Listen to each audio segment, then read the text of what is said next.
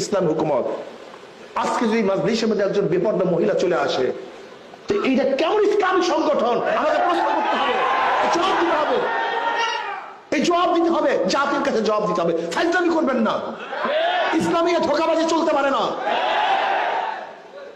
ধরে নেন আজকে আমরা এখানে সমস্ত মৌলবীরা আছি, টুপিওয়ালা দাড়িওয়ালা সবাই এখানে আছি, এখানে যদি বেপরদা মহিলা আসে, এটা ইসলামীর কোন সংগঠনের কর্মী সমাবেশ হতে পারে? এটা কি বলে, বলে কি কিসের ফাইজলামি? ইসলামকে বাদ দিয়ে কিসের ইসলাম?